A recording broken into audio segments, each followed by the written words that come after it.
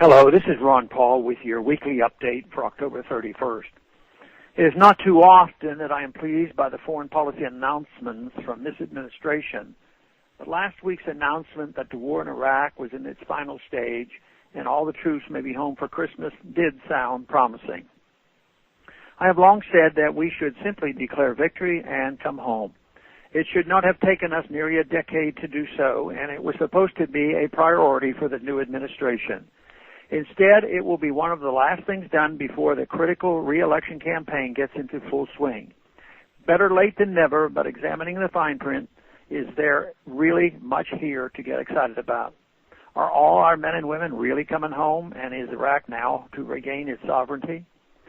And at this time of economic crisis, are we going to stop hemorrhaging money in Iraq? Sadly, it doesn't look that way.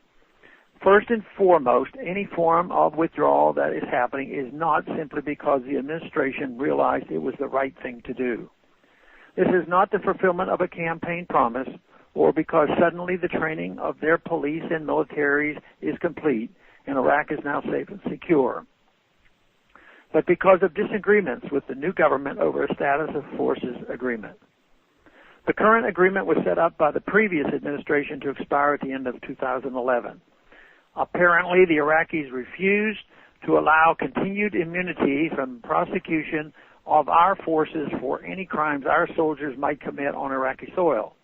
Can you imagine having foreign soldiers here with immunity from our laws and Constitution with access to your neighborhood? Some 39,000 American troops will supposedly be headed home by the end of the year. However, the U.S. Embassy in Iraq, which is the largest and most expensive in the world, is not being abandoned. Upward of 17,000 military personnel and private security contractors will remain in Iraq to guard diplomatic personnel, continue training Iraqi forces, maintain a situational awareness, and other functions. This is still a significant American footprint in the country, and considering that a private security contractor costs the U.S. taxpayers about 3 times as much as a soldier, we're not going to see any real cost savings. Sadly, these contractors are covered under diplomatic immunity, meaning the Iraqi people will not get the accountability that they were hoping for.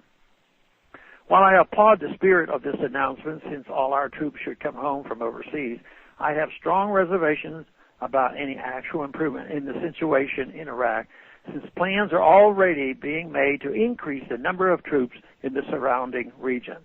What we really need is a new foreign policy, and there is no indication that that is what we have gotten.